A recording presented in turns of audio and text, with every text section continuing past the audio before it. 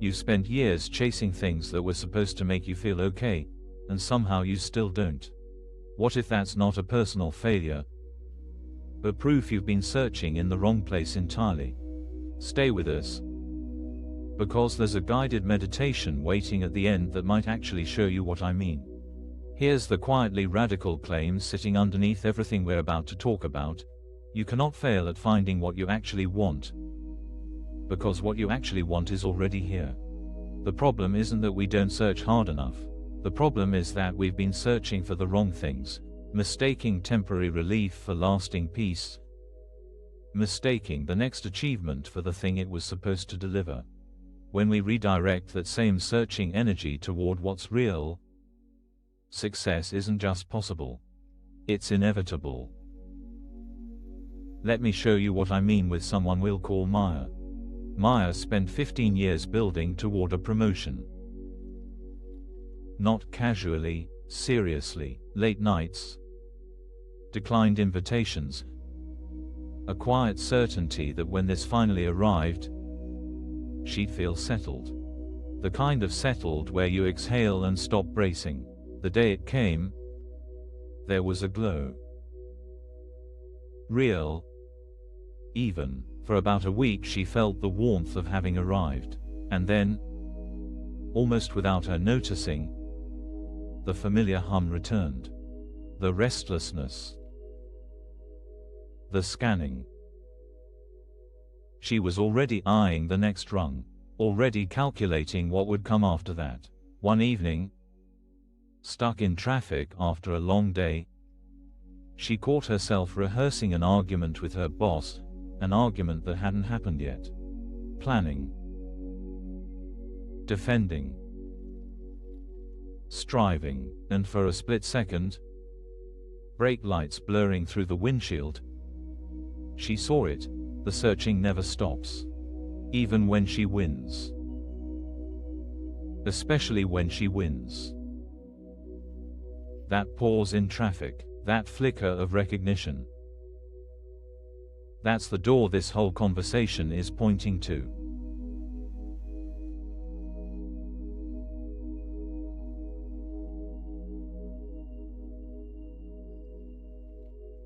Most of us are living some version of Maya's life. The targets are different.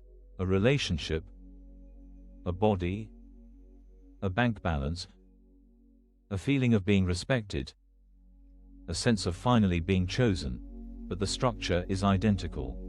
We name a thing. We pursue it. We get it, or we don't. And either way, the relief we expected either never arrives or evaporates faster than we can hold it. We usually interpret this as a personal problem. We didn't want it badly enough. We picked the wrong target. We need a better strategy, a better therapist, a better partner, a better plan. So we tighten the grip and search harder. But here's what's actually happening, and it's worth slowing down for. We're not failing to search hard enough. We're searching for things that structurally cannot deliver what we're actually after. We're looking for permanence in things that are designed to be temporary.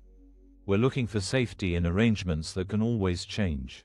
We're looking for a sense of being okay in achievements that have a half-life of about a week. It's like searching for your keys in every room of the house.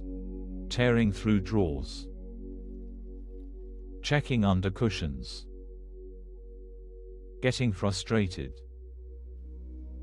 Blaming yourself, when the whole time they've been in your coat pocket, on your body.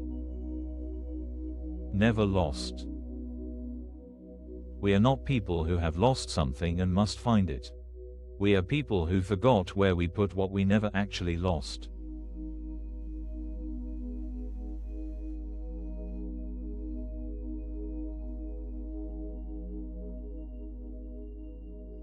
Here's where it gets interesting, and maybe a little unexpected. The instinct to search isn't the problem. The searching itself is not a flaw in the system. We're wired to seek, and that wiring is pointing at something real. It just keeps getting aimed at the wrong targets. Think about that for a second. The fact that no promotion, no relationship, no win has actually delivered the feeling you were after.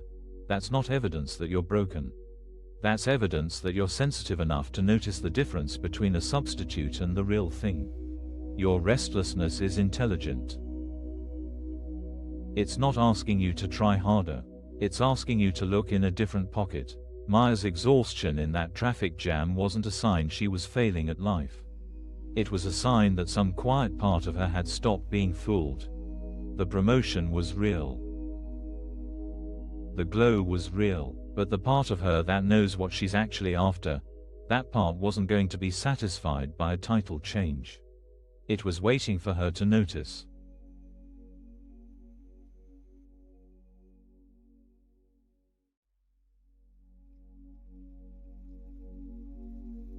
So here's the turn. Here's the thing that, once you see it, you can't quite unsee. What you most deeply want isn't out there in the future. It isn't behind the next door, the next achievement, the next version of yourself that finally has it together. The thing you're searching for, the actual thing underneath all the proxies, is accessible from inside the mind you're using right now to read these words. Not as a concept. As an experience, a felt sense of being okay that doesn't depend on circumstances cooperating. This isn't mystical. It's almost the opposite. It's noticing that every time you felt genuinely at peace, it wasn't because the external situation was finally perfect. It was because, for a moment, your mind stopped insisting that something needed to be different in order for you to be okay. The peace wasn't delivered by the world. The peace was what showed up when the demand on the world briefly dropped. That's the door. It's not somewhere else. It's right here, behind a layer of thoughts you've been treating as the floor.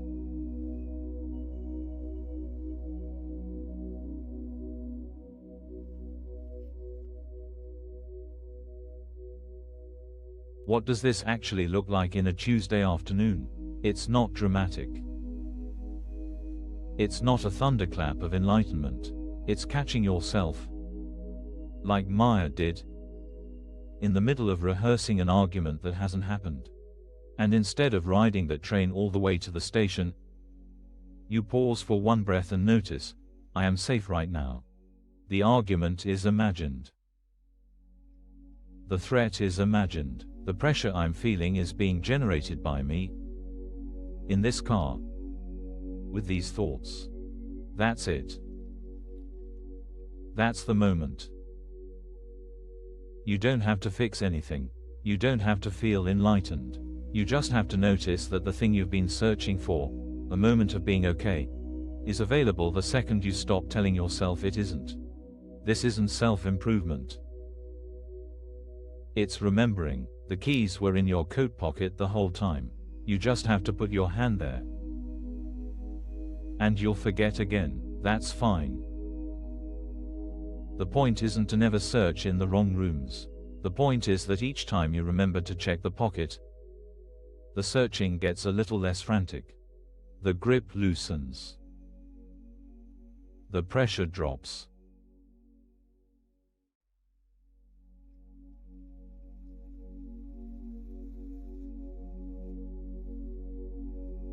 Here's what changes when you start trusting this.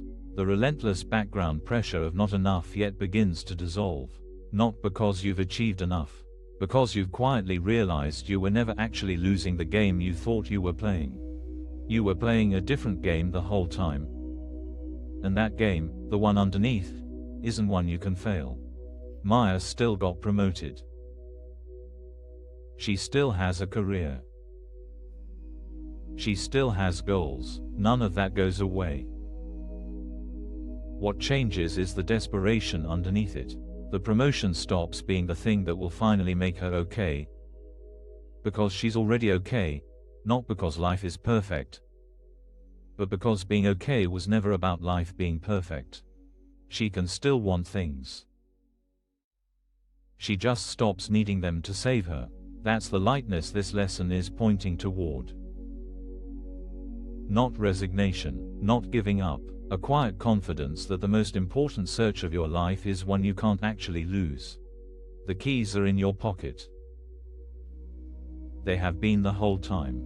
And every moment you pause and remember that is a moment you're already home.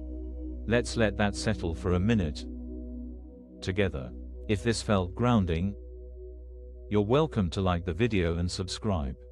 No rush. Just a gentle way to stay connected as we continue.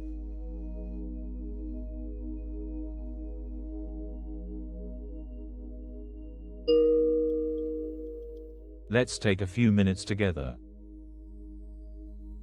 You don't have to do anything special. Just let your body settle into wherever you are. If your eyes want to close, let them close. If they don't, soften your gaze toward the floor. Notice that you're breathing. You don't have to change it. The breath has been here the whole time, taking care of itself. Feel the weight of your body. The chair underneath you, the floor underneath that. Something is already holding you up. You don't have to do that part. Now notice the quiet hum of searching that probably came with you into this moment. The list. The next thing. The thing you should be doing instead of this. You don't have to silence it. Just notice it's there, like weather.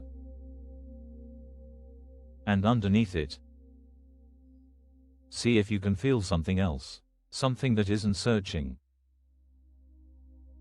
Something that's already here. It might be very quiet at first. A small spaciousness, a small okayness. Nothing dramatic. That's the pocket.